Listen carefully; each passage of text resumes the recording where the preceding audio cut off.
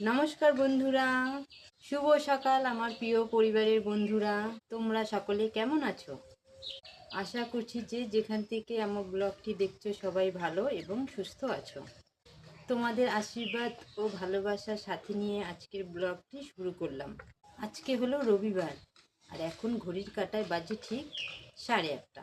আমার ঘরের বাসি কাজ সব করা হয়ে গেছে, সবাই কাজে বেরিয়ে পড়েছে। এখন আমি আর আমার এর গুগলো আমরা এখন টিফিন করব, টিফিন করে বাকি কাজগুলো সারবো। তাহলে চলো যাওয়া যাক। আগের দিন পিঠে করেছিলাম, সে পিঠা রয়েছে, সেটাই এখন খাবো। একটু রোদে বসে বসে পিঠেটা খেয়ে বাকি কাজটা শুরু করবো।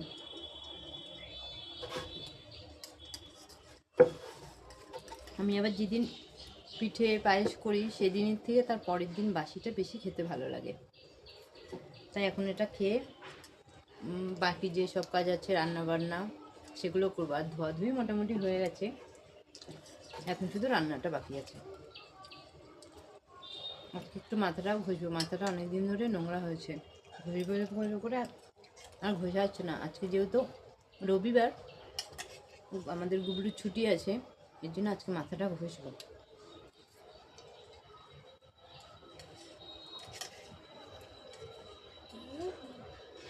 চামচ দিয়ে কেটে কেটে খা।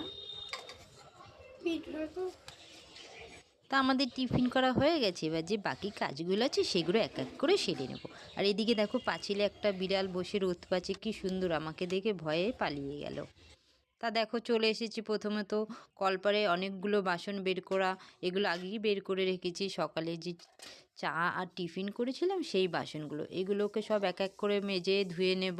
তারপরে মাছ আছে, কালকের কিছু আনা মাছ আর শাকসবজি যা আছে সব আমি এখানে এক এক করে ধুয়ে নেব। প্রথমে বাসনটা আগে মেজে নিলাম, মেজে ধুয়ে এগুলো আগে রান্না করে রেখে আসি, তাহলে কলপারটা ফাঁকা হবে, বাকি জিনিসটা করতে আমার সুবিধা হবে। তা আমি এখন বাসনটা ঘরে রাখতে যাচ্ছি। ঘরে রেখে আসার পথে একবারে চাল নিয়ে চলে এসেছি। আমি আবার না কলপারে শাকসবজিটা বেশ সুন্দর ছাড়া জল পড়ে তো সুন্দর, বেশ ধুতে না সুবিধা হয়, এর জন্য আমি বেশিরভাগটা সময় কলপারে এসে শাকসবজি চাল এগুলো সব ধুয়ে নিই। তা এদিকে আমার চাল ধোয়া হয়ে গেছে, আর একটু জল নিয়ে নিলাম। ভাতটা বসাবো, তার উপরে একটু গরম জলটা বসিয়ে দেবো, ওই জলটা দিয়ে আমাদের গুবলুকে স্নান করিয়ে দেবো। আর এদিকে দেখো এই যে ছোট ছোট যে সাদা চিংড়ি, সেই চিংড়ি মাছ আর তেল, এগুলো আমার কালকেই আনা ছিল, ফ্রিজে ধুয়ে রেখে দিয়েছিলাম, আর একবার ধুয়ে নিলাম। সেগুলো ধুয়ে রেখে ঘরে তারপর যে মাছের বাসনগুলো সেগুলোও আমি সব ধুয়ে সরিয়ে নিয়ে কলপাটটা ধুয়ে এবার যে বাকি যে সবজিগুলো আছে সেগুলো সব আমি এক এক করে ধুয়ে নেব। এই যে আলু ভাজা তেল দিয়ে করবো, যে সেটা আগে ধুয়ে নিয়েছি। আর এদিকে বাঁধাকপির আলুটাকেও ধুয়ে নিয়েছি। এখন বাঁধাকপিটা সুন্দর করে ধুয়ে নিলাম। তা আমার ধোয়া হয়ে গেছে, এবার আমি যাই ঘরে রাখতে। আর আমাদের গুবলোর হাতেও একটা গাবলা ধরিয়ে দিয়েছি।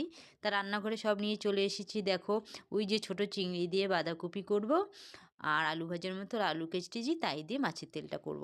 আর এদিকে দেখো এই একটু গরম জল করে নিয়েছি, আর এটা হলো মাথায় শ্যাম্পু। সেই শ্যাম্পুটা দিয়ে ভালো করে উষ্ণ উষ্ণ গরম জল রেখে আমি আমার মাথায় যতটা সহ্য হয় সেই অনুযায়ী মিশিয়ে আমি মাথায় এই শ্যাম্পুটা দেবো। মাথায় ভীষণ খুশকি হয়েছে, আর এই শ্যাম্পুটা দিলে না এই সময় একটুখানি খুশকির হাত দিয়ে আমার রেহাই পায় না। এত না অন্য কোনো শ্যাম্পুতে না মাথা দিয়ে খুশকি একদম যায় না, আর এই শ্যাম্পুটা দিলে আমি খুব উপকার পাই, খুবই সুন্দর ভালো কাজ করে। তা এটা আমার মাখা হয়ে গেল ভালো করে, আর এটা 10 মিনিট পরে আমি মাথাটা ঘষে নেব। তা আমাদের গুবলুকে গরম জলটা হয়ে গেছে, সেই গরম জলটা দিয়ে আমাদের গুবলু স্নান করে নিচ্ছে। এবার ওকে জামা কাপড় পরিয়ে মাথা টাথা আঁচড়িয়ে দিয়ে ও যেই ঘরে চলে গেল। এবার আমি আমার মাথা 10 মিনিট হয়ে গেছে, এখন আমি আমার মাথাটা ধুয়ে নেব ভালো করে। আগে প্রথমে জল দিয়ে ধুয়ে নিয়েছি, তারপরে যে বাকি কাপের মধ্যে কিছুটা শ্যাম্পু ছিল সেটা দিয়ে একবার ধুয়েছি, আরও একবার শ্যাম্পু নিয়ে মাথাটা ধুয়ে দিয়েছি। তা আমার মাথাটা ধোয়া হয়ে গেছে, এখন আমি চুলটা গামছা দিয়ে বেশ সুন্দর করে এঁটে এবার আমি দেখো স্নান করে চলে এসেছি। এবার চুলটাকে আমি আঁচড়াবো ভালো করে। আর এখন না ভালো করে শুকাবে না, এখন আমি চুলটাকে গুটিয়ে রেখে বাকি যে রান্নাবান্না যে রেডি করে রেখেছি সেগুলো ঝপাঝপ করে নেবো। তো আমার ডাল সম্বারও হয়ে গেছে। আর এই দেখো বাঁধাকপিটাও এই যে চিংড়ি মাছ দিয়ে করে নেব। আর তেলের তরকারিও আমার হয়ে গেছে। আর এই দেখো সব রান্নাগুলো কমপ্লিট হয়ে গেছে। ডাল, এই যে মাছের তেল, আর এই বাঁধাকপি। আজকে দুপুরে আপাতত আমার এই মেনু। Tata, bye bye.